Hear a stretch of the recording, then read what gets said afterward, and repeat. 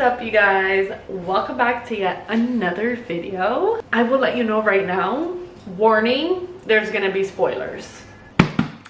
We are hitting, what is this? ACOTAR. I will be reading in this video A Court of Mist and Fury, and as you guys already know, I am new to the ACOTAR multiverse. I think it's what it's called. I don't know. I'm not sure. I have no idea what to expect. I am literally a little scared. However, I love this book. I love the thickness of this book. And as you guys can see, I've already started. But I really don't have any expectations for this book because I'm not really like a huge fantasy reader. However, this is putting me out of my comfort zone.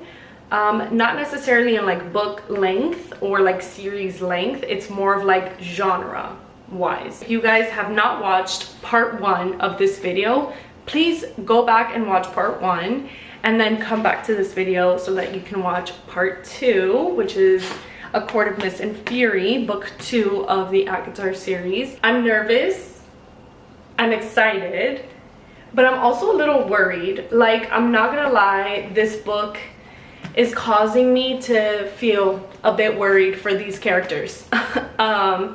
And I'm not sure why. Maybe it's just me feeling that way. But just right off the bat, drama, we're like, okay, what's going on? Like, what's happening? But yeah, you guys, I'll check back in later and let you know how I'm enjoying the book so far.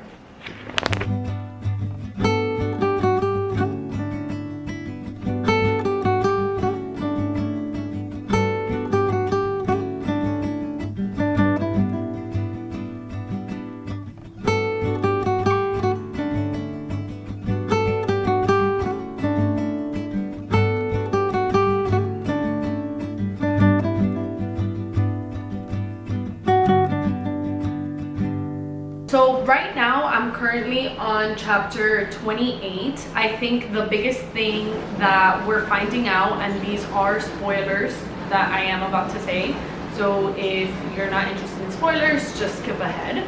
The biggest thing that has happened so far has been that Nesta and Elaine, well, Feyre went to visit Nesta and Elaine, and they're staying in this like human compound situation home that Elaine's husband has provided for her, or future husband has provided for her. So they have seen Feyre since the time that she has been captured, so it's been some time, and now she is obviously a fairy, and so there are a lot of changes going on with her family, with her sisters, and so the bond feels a little forced. It feels like they're kind of struggling to find their words. They're kind of struggling to find comfort in each other. And although they are glad to be with each other, there seems to be a lot of mixed emotions. Feyre feels guilty. Also, Nesta is kind of indifferent. She's a bit nonchalant about the situation. There's a quote here that says, "No words of relief, of love, never from her." So I think that seeing that Nesta hasn't really changed, she's still her very much like reserved, hands, you know, like out of reach kind of person.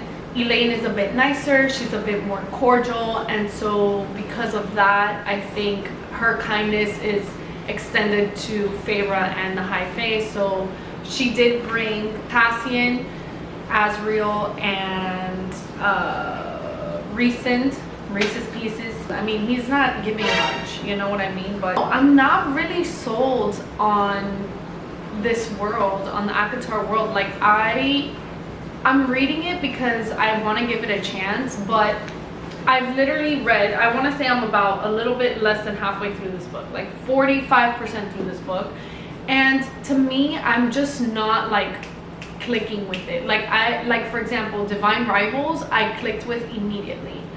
But with this book, like, I don't know if it's just like a lot of writing and a lot of storytelling and a lot of world building and a lot of drama, but I'm just like not feeling it too much, and I don't know why. That's kind of like the only update I have for now with this book. I cannot even begin to tell you like what is going on specifically. All I know is that the sisters are back together, and that basically they're staying at this home where they have to like cloak themselves so that they're invisible and they're not seen, because if they're seen then they're basically dead.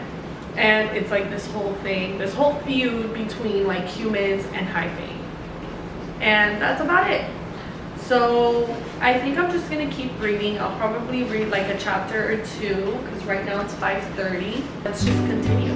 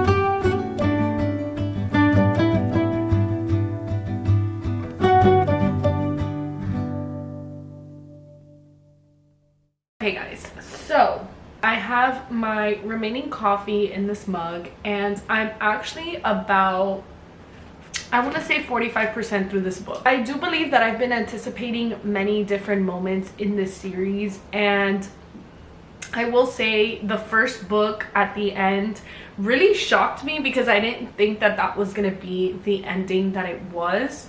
And so going into this book, I have seen a lot more like flirty banter between Rhys and Feyre. I do see their feelings kind of growing for each other. I do see a softer side of Rhys as well. And so for me, like, it's just been so interesting to kind of see their relationship and their feelings for each other progress as this book continues. And what I actually enjoy as well is seeing the other characters' personality. So we see Cassian's personality, we see Azriel's personality, we see more as well, and we just see like different facets of each character, and that's something that I'm really enjoying because I really like that it's not just like Feyre and Rhys. Super excited, I'm looking forward to it. So let's just get into the reading, shall we? It is a little while later, and I am on chapter 38. I just finished possibly like the best chapter, I feel like, in this book. Truly like warmed my heart. I think that's the best way that I can put it. Like, now going into chapter 38, like, we can see how Rhys's personality has just really shifted, and it's almost like he is showing Feyre these different sides of him that she didn't expect to find or to see or to witness. And there's something so beautiful about Rhys. Like, I don't know what it is, but I feel like I'm Feyre in this situation, and I'm like falling in love with Rhys just by seeing like how he is and who he is and the reason why he does the things that he does. This chapter here is so beautiful. Like, I marked it when they first said something about this back in chapter 34, where Feyre says, "To the people who look at the stars and wish, Rhys." And then he picked up his glass and he said, "To the stars who listen and the dreams that are answered." And then they go on this super long, vivid, exciting journey together to the summer court. We meet a bunch of new characters, and then at the end of chapter 37, we are seeing one of the dreams that are answered, and it's just such a sweet moment through the bond that they have to witness as a reader, and I just thought that it was necessary to add. And so I'm really loving recent. There have been like scenes here and there where I've just kind of like, I don't know, like I wasn't really clicking with them, if that makes sense. But after reading this chapter and going into chapter 38 and knowing that we're nearing the end of this book, not quite, but we are, I'm excited to see how Recent and Feyre's budding romance just continues to grow and flourish. And it just seems to me like they have a really genuine connection despite the bond that they share.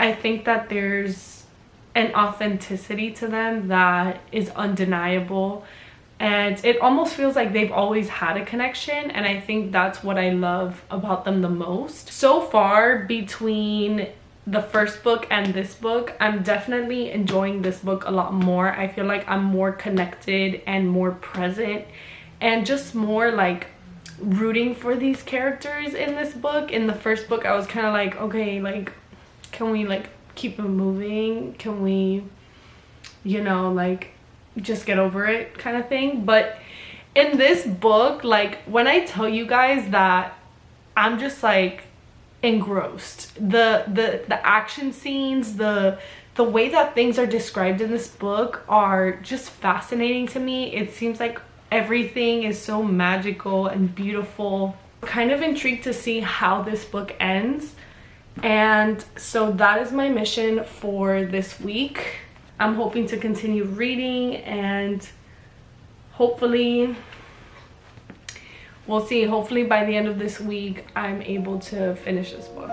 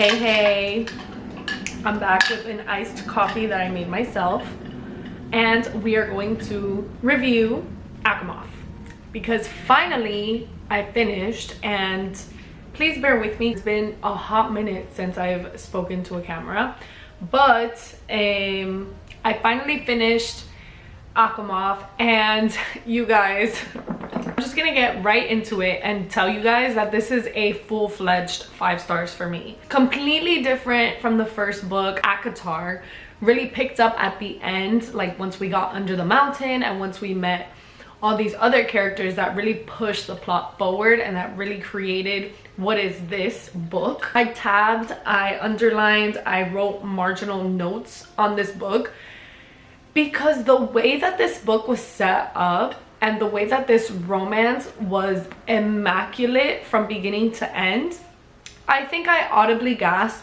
like every other chapter in this book. Once we got to the summer court, which I want to say was like 56%ish in the book, from that point forward, hey, hey, it was someone else reading this book. It wasn't me. Also, can we talk about just the character development of Reese and Feyre separately and together? Okay, no, because, and then we get the supporting characters, so we get more Amren, Cassian, and Azriel just completely like fighting for my love. And let me tell you, they all won. I'm obsessed with each and every one of them, because why is it that this book got me hooked? Okay, hooked. And I don't know if I want to spoil anything. I think I kind of just want to read off some quotes and some pieces of foreshadowing that I thought were particularly like so on point and so specific that I was like, I can't not annotate and highlight this. So first piece of foreshadowing that I highlighted was on chapter 4, literally the first line of chapter 4, and it says, "A few days before the wedding ceremony, guests began arriving, and I was grateful that I never be a high lady, never be Tamlin's equal in responsibility and power." So the reason why I thought this was foreshadowing was because she said that she was grateful that she'd never be a high lady. However, she does have this bond with Reese, and that bond with Reese it furthers itself and it continues to grow throughout the book until we get to the end when they realize, or when Feyre realizes, spoiler alert, that she is Reese's mate. And therefore that bond, or what becomes of their bond, grows even deeper, and eventually she becomes High Lady of the Night Court alongside Reese. So they will be equals from the end of this book forward. When she said that she wished she had wings, great powerful wings, so I might fly as they did, so I might see the world and all it had to offer. And I literally noted on the side, like I annotated and I put, be careful what you wish for. The reason why I put this is because obviously we know from reading this book that that boy's wings are very sensitive. We know because of certain scenes that happen between Reese and Feyre that these wings, like even with a simple touch, they are kind of like, it makes them kind of like twitch, and it makes them like, you know, like just overly sensitive, overstimulated is the best way that I can put it. So the reason why I put this as foreshadowing is because we know that in this book, and it's such an iconic line. Hold on, because I need to find it now. "But I met his stare as I clinked my glass against his, the crystal ringing clear and bright over the crashing sea far below, and said, 'To the people who look at the stars and wish, Reese.' He picked up his glass, his gaze so piercing that I wondered why I had bothered blushing at all for Tarkin. Reese clinked his glass against mine.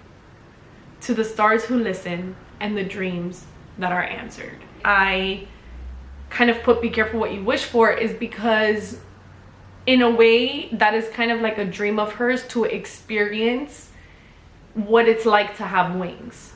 And we don't know, I don't know. For those of you that have read the entire series, I guess you know if she does eventually develop wings. I don't, at least not yet. But the reason I put that as foreshadowing is because it's something so specific, and it's something that she desires, even if it's just like a momentary experience that she wants to have while flying and while using wings. So that was a big point of foreshadowing for me, because I was just like, yeah, okay, girl. Another thing that was so interesting about this book was the way that other characters kind of developed themselves. The biggest one that I can think of is Cassian and Azriel. I think that they both had very specific roles in this book, and you start to kind of gauge a little bit of their relationships with the other women that are in this book. And basically what ends up happening is that towards the end, another spoiler, but towards the end, they're basically crossed by this evil person named Jurian, and Jurian basically wants to prove to the queens that immortality is real, and so he puts Nesta and Elaine in a cauldron, and basically they turn into high fae. So they are immortal now, they are faes, and we realize a couple of things, okay, during this scene situation.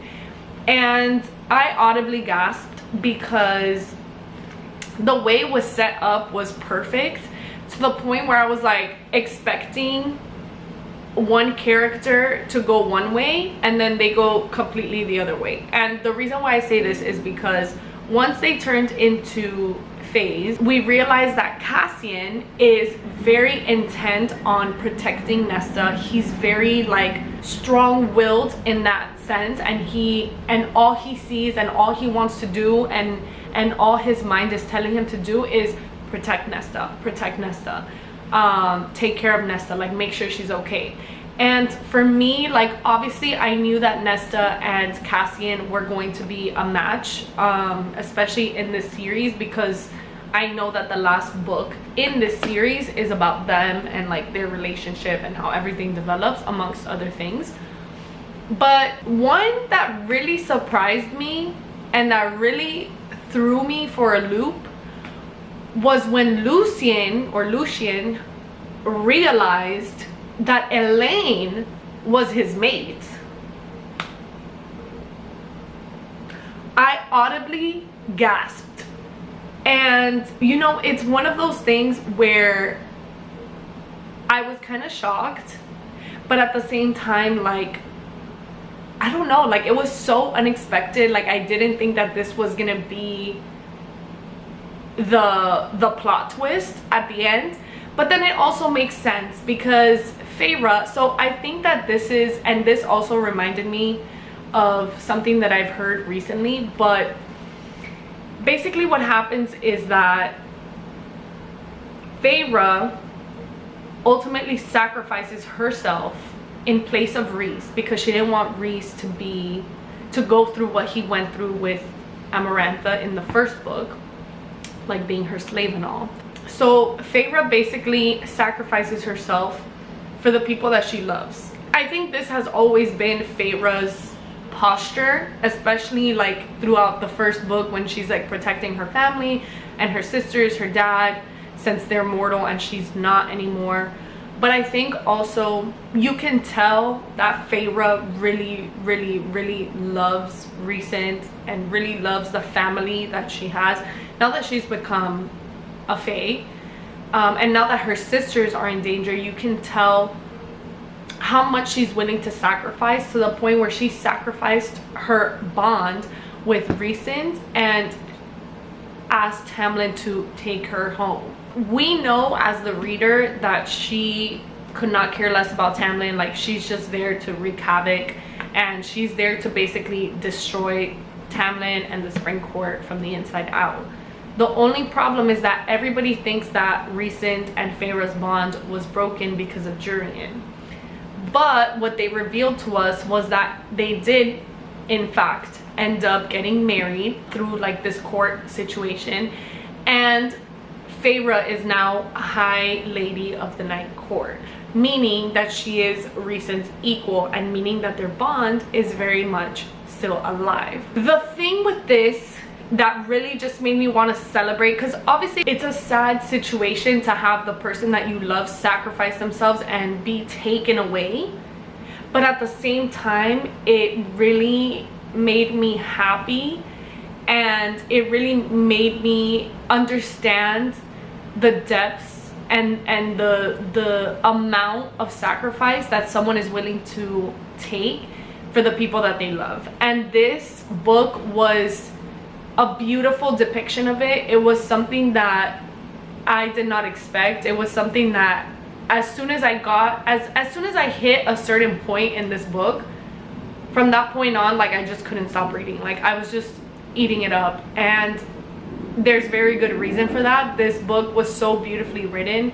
The things that happen in this book, the plot twists, the way that the fight scenes are portrayed, they're very vivid, they're very imaginative. The detail that goes into it is crazy, And so honestly, like, if there's a fantasy book from this series, I mean, granted, I still haven't read the other 3 books in this series, but as of right now, between ACOTAR and ACOMAF, ACOMAF wins. Like 100% 5-star read. I will probably reread this in the future, but as of right now, this is a 5-star read. You guys, we have officially finished book 2 in the ACOTAR series, and I'm so excited to read the next one. I do plan on reading the entire series by the end of this year. I think it is a very plausible thing for me to do. However, I am reading other books in between, just as like a palate cleanser, just so that I don't get overwhelmed with the amount of fantasy and detail that goes into these books. But I will be coming to you with the next book in the ACOTAR series, and that will be an individual video as well. So if you like this video, please like, comment, and subscribe, and I will be back with book number 3 in the ACOTAR series. But until then, cheers.